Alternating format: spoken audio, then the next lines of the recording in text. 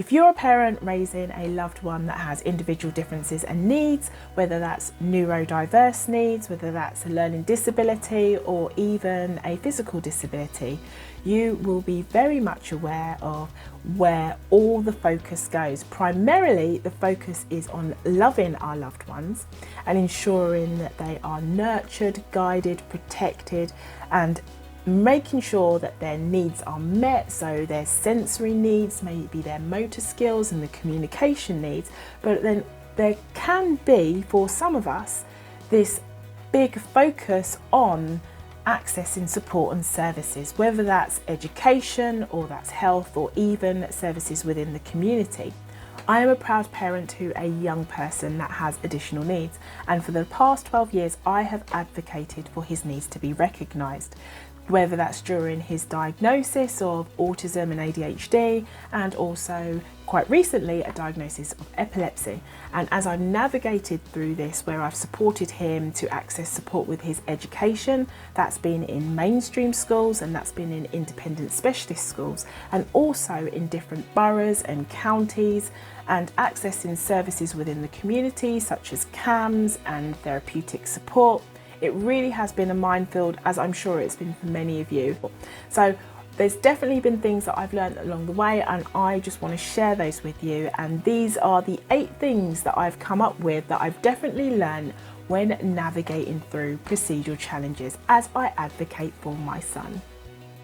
The first thing is, don't dodge the curveballs. You have to move through them. It's so easy to avoid situations because the feelings are quite difficult to sit with, but you actually end up having to master those emotions and move through them, because they're going to be there. They're always going to be there. There's no time to wait for the system to change and governments to change legislation. There are situations where I found myself in a particular school that I haven't necessarily agreed with their ethos, and my son's been there for a long period of time, and there's decisions about what do I do? Do I stay or do I go? Do I have that difficult conversation or do I not have that difficult conversation? Most times having that difficult conversation allows you to move through it and be able to make that right decision for your child. So what I've definitely learned is, don't avoid those things, because it will just get bigger and bigger if you don't actually attend to them or deal with them or don't say anything. And it can build those emotions of resentment and possibly misunderstanding, and it does make you feel disempowered. Once you do pass it and you deal with that really difficult person, or you have that difficult conversation, you're then aware that, you know what, I'm actually quite glad that I've had that conversation. Yeah, it might not have had the outcome that I wanted, but I can't imagine where things would be if that hadn't been said. So definitely don't try to dodge the curveballs, and move through them and deal with them. And even though that's difficult, it's definitely the best outcome. Another thing I've learned is acquiring labels.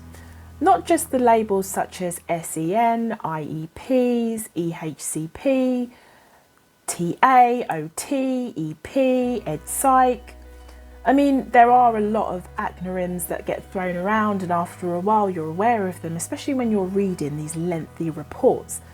But what I've learned is that also you acquire labels yourself. There is an expectation of how parents raising kids with special needs might respond. You can adopt a personality of being someone that is constantly a pain, or somebody that always wants to say something about something.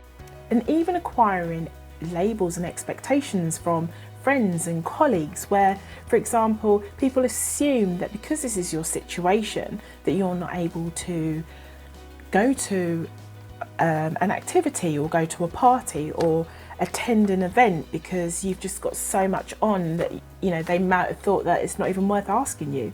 And what I've learned is that, firstly, you recognise that, yes, that might have been the case in the past, or that might be something that possibly could happen, but in a particular moment, that's not the case. It's not static, it doesn't stay the same. You're not constantly in those situations.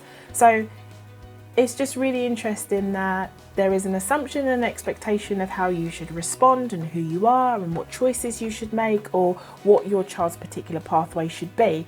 And acquiring those labels, even special educational needs, that's something that's been adopted. So yeah, I've definitely learned that these labels do become attached to you over a period of time, and it's up to you how you use them. Another thing I've learned is that time waits for no one. Time is precious, especially in a young person such as my son's life.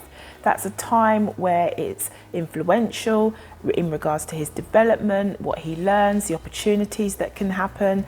To a young person, 1 month can feel like such a long period of time, whereas for us adults, a month can fly by and you could not even have thought about it. There are many moments in this experience when it can feel that time has stood still.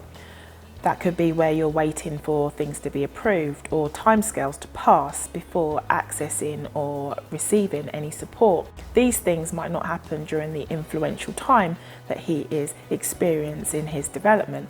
And to wait for that actually does waste time.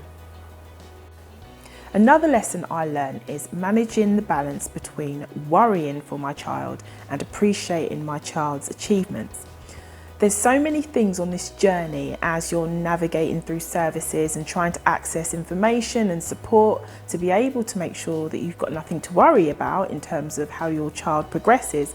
But at the same time, there is a lot of emotions around those worries that come up constantly, and they seem to override the other feeling of appreciation for what they achieve, what they come home with, the strength that they have when they've actually started something new or experienced something new. There's so many things to worry about, worrying about whether an application has gone through, whether you will receive funding, whether a teacher will understand what they're actually going through and support them exactly how they need to be supported, worrying that they won't experience the same thing in the next school that they go to or the next college, or when they're older, will they be able to manage these skills? There's just so much things to worry about, and managing both the worry and appreciation, and perhaps making more space for appreciation, is something that I learned helps me be able to navigate through challenges a lot more easier. Another thing I've learned along the way is that opinions are not absolute. Whilst you're navigating through systems and processes, different locations, schools, etc., you're most likely to take on board a lot of opinions. Now, there's nothing wrong with people giving their suggestions about, perhaps, have you suggested trying this? Or in my opinion, this might be a better option. So as a parent, what I've learned on this journey is that I have taken on board and I have listened to many opinions along the way. Some I have considered and some I haven't. And when I look back at the ones that I haven't, what I recognise is that if I took on board those opinions, my son's experience and what he's achieved may not have been the case. Despite good intentions and despite other people's own experiences being projected onto my situation, it doesn't necessarily mean that it's fact or that this is the way that things are supposed to happen. So when I look back, I recall a specific opinion. I was told that my son will not be able to achieve the usual life goals in terms of his academic process. Looking back at that time, if I had taken on that opinion, my son would not have been able to experience the learning opportunities and the things that he has experienced along the way. Because if I'd taken that on board as fact, things would definitely have been different and my choices may have been different. Another thing I've learned is never to assume. Never to assume that things stay the same. Never to assume that just because your child is in receipt of an EHCP plan or a diagnosis, they will automatically receive X, Y, and Z. Never to assume that if I'm having a conversation with someone, that information is going to lead in a direction that sounded really good in the way that it was discussed at that meeting, because things get diverted, things are forgotten. What I've learned is not to assume, but to replace it with staying focused is the best way to navigate through challenges. Now, this was something really interesting that I've definitely learned along the way, is that not all parents are the same, and neither should they be, because we all come as individual as our children are. And when I say that, I'm talking about in the way that they respond to how they access support for their child, or how they respond to their child's challenges. Now, this is not in a judgmental way. What I've learned is that we're all at different stages of our journeys, but we're experiencing the same feelings and emotions. That feeling of emotion of the threat that our children aren't receiving the support that they need. And just because something is happening with one, it's got nothing to do with how you're parenting or how I'm parenting or where I will receive and what support I will receive, etc. Another thing I've learned is the roles of perspectives. Now, I know I've just spoken about opinions, and you may think opinions are similar to perspectives, but what I mean by perspective in the sense of each individual role. So you've got the perspective of the local authority, you've got the perspective of the school, you've got the perspective of a therapist or a psychologist, and you've also got the perspective of your child, which is really important. And there's the perspective of the family or the parent.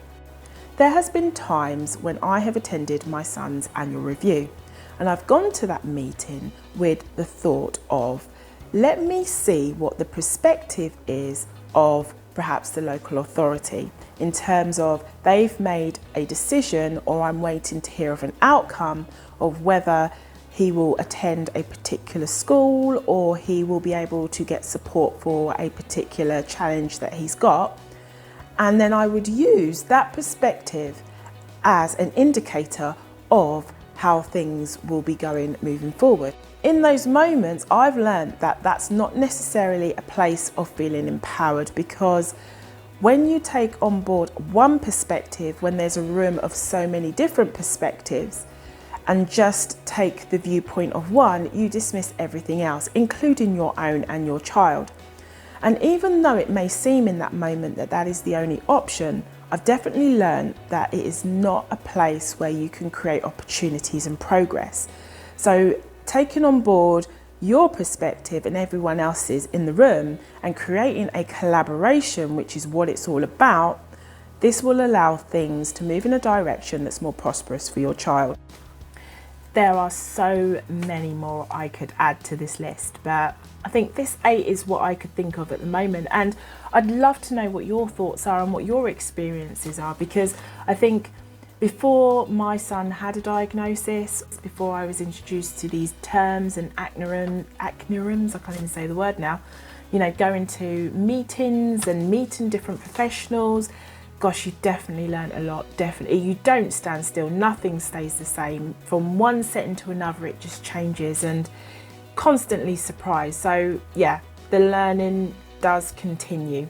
I am here to provide some simple, practical, relatable content that shares our nuances as a parent raising a young person, navigating through the systems as we advocate for our children's needs. So if this stuff resonates with you, please like, please share.